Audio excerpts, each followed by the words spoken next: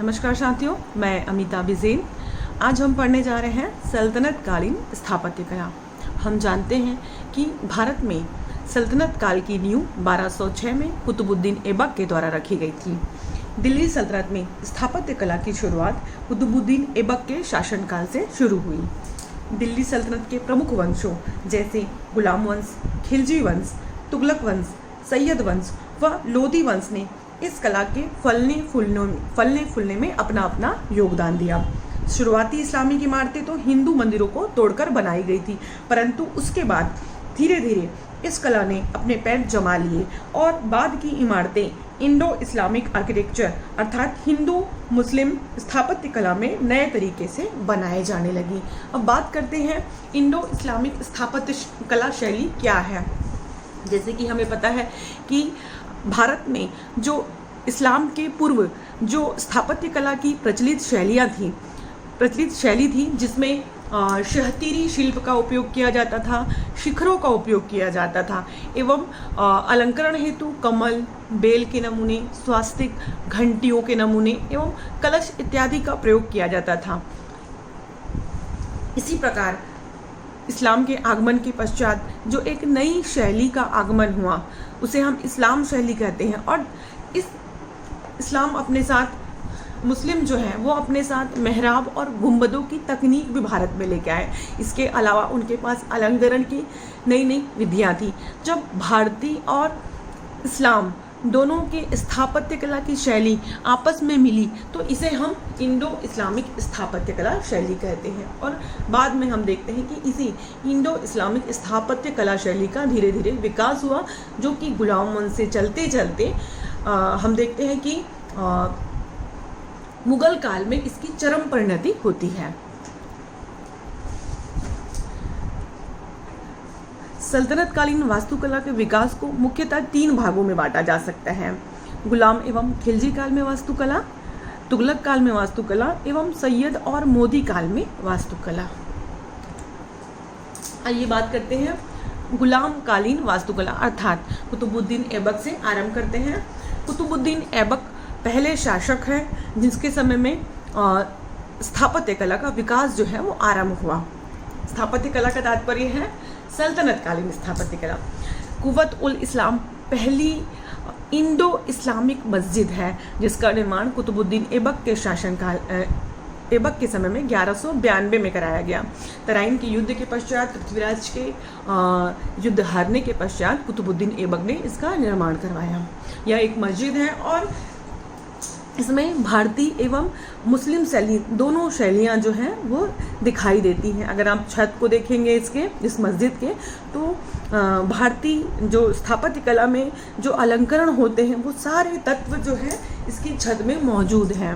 इसके बाद हम देखते हैं कुतुब मीनार।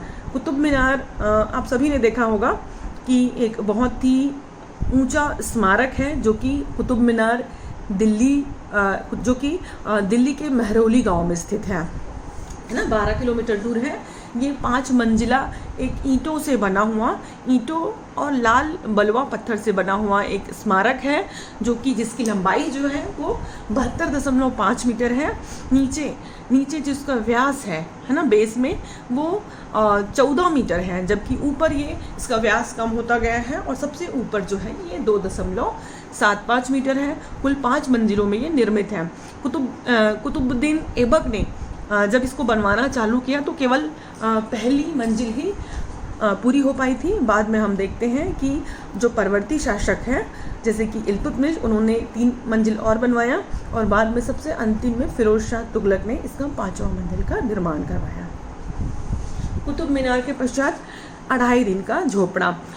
2.5 दिन का झोपड़ा जो है वो एक मस्जिद है जिसका निर्माण कुतुबुद्दीन ऐबक ने अजमेर में करवाया था।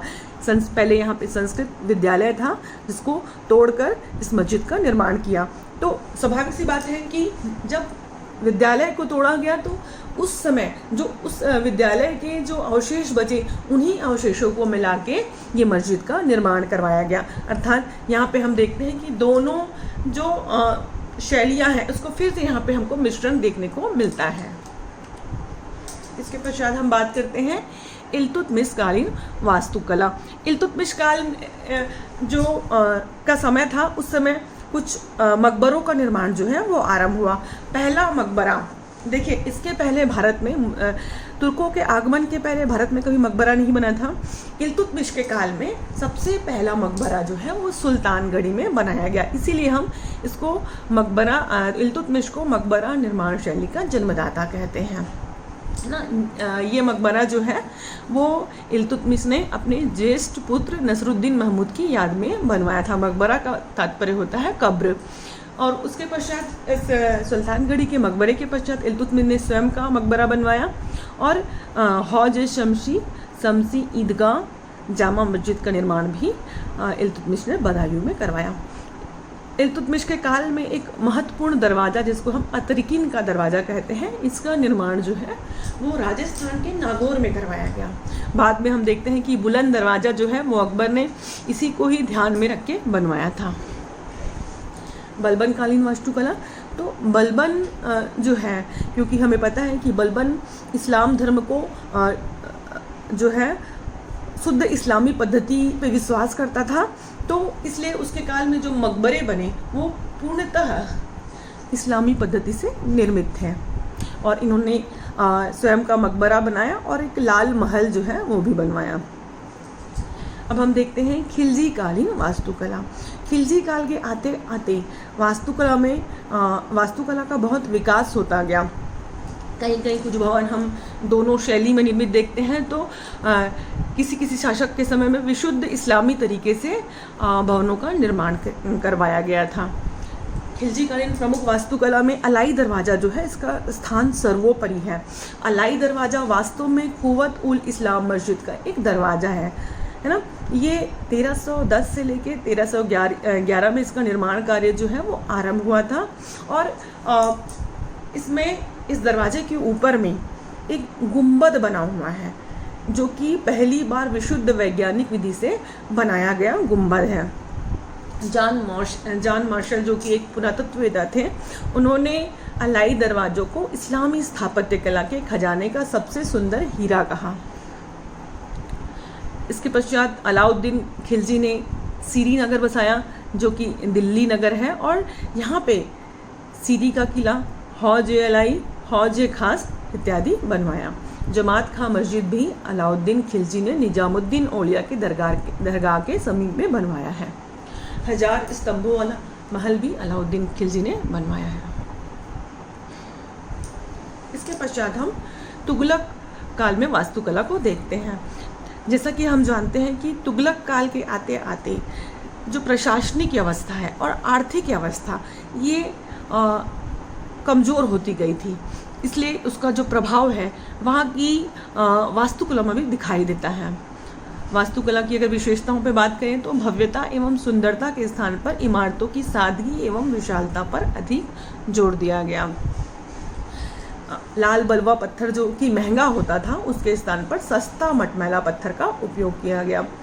मीनारों का निर्माण नहीं किया गया और अलंकरण भी कम ही होते थे यहाँ पे। दीवारें यहाँ की जो थी वो ढलवा थी, मोटी थी और अंदर की ओर झुकी हुई थी। ठीक है। इस तुगलक काल में प्रमुख इमारतों पर बात करें तो इस समय तुगलकाबाद नामक दिल्ली जो है वो बसाया गया था गयासुद्दीन तुगलक के द्वारा। गयासुद्दीन ने स्वयं का मकबरा बनाया था, जो कि हिंदू मुस्लिम शैली जो है वो उसमें नज़र आती है गयासुद्दीन के मकबरा में। आदिलाबाद का किला मोहम्मद बिन तुगलक के द्वारा बनवाया गया था और मोहम्मद बिन तुगलक के द्वारा जहाँ पनाह नगर जो कि राय पिथौरा और सीरी के मध्य में है, ये भी एक दिल्ली ही है, तो इसको मोहम्मद बिन तुगलक ने बसाया था। इसके अलावा मोहम्मद बिन तुगलक ने शेख निजामुद्दीन औलिया का मकबरा और 12 खंबा वाला भवन का निर्माण करवाया था। फिरोज शाह तुगलक की अगर हम बात करते हैं तो स्थापत्य कला में उनको बहुत ही रुचि थी। उन्होंने कई नगर बसाए, मकबरे बनाए, स्नानगार, पाठशाला, मस्जिद, महलों, पुलों का निर्माण कराया। इन्होंने फिरोजाबाद, फतेहाबाद, हिसार, जौनपुर आदि नगरों का निर्माण भी करवाया। फिरोज शाह कोटला के नाम से दिल्ली शहर को बसाया और इन्होंने फिरोज शाह का अर्थात स्वयं का मकबरा बनाया और अपने प्रधानमंत्री खान जहाँ तेलंगानी का जो है मकबरा इन्होंने दिल्ली में बनवाया, जो कि अष्टभुजाकार मकबरा है। इसके अलावा खिड़की, काबा और बेगमपुरी एवं काली मस्जिद जो है उसका निर्माण फिरोज शाह तुगलक ने करवाया। सैयद काल और लोधी काल में वास्तुकला। सैयद काल में वास्तुकला में धीरे धीरे गिरावट आने लग गई। इस समय के जो प्रमुख भवन हैं वो हैं सुल्तान मुबारक शाह का मकबरा और मोहम्मद शाह का मकबरा। अगर लोधी काल की बात करते हैं तो इस काल में मकबरा निर्माण की एक विशेष शैली जो है वो आरंभ हुई। इसमें मकबरों को उद्यानों के बीच में उसका निर्माण किया जाता था और मकबरे जो हैं वो ऊंचे चबूतरे पर, ऊंचा हाई प्लेटफॉर्म जो होता है उस पर बनाना प्रारंभ किया गया। द्विगुंबदी जो निर्माण है वो इस समय आरंभ हुआ, अर्थात 2 गुंबद, एक गुंबद के ऊपर में एक गुंबद जो है वो बनाने का कार्य जो है वो इस समय आरंभ हुआ। लोधी कालीन भवन की अगर बात करें तो बहलोल लोधी का मकबरा, सिकंदर लोधी का मकबरा और मोट की मस्जिद इस समय के प्रमुख भवन हैं। बाद में हम देखते हैं कि जो ताजमहल बना था वो सिकंदर लोधी के मकबरे को ध्यान में रखकर बनाया गया था। हम देखते हैं कि ताजमहल जो है वो उद्यान के बीच में है और वैसे ही सिकंदर लोधी का जो मकबरा है वो भी उद्यान के बीच में ही, अर्थात मुगलों ने लोधियों के स्थापत्य कला को ध्यान में रखकर ही अपने स्थापत्य कला का विकास किया। इस प्रकार हम देखते हैं कि दिल्ली सल्तनत काल में वास्तुकला की पर्याप्त उन्नति हुई। इस कला की शैली में निसंदेह हिंदू मुस्लिम वास्तुकला शैली के मिश्रित स्वरूप के दर्शन होते हैं।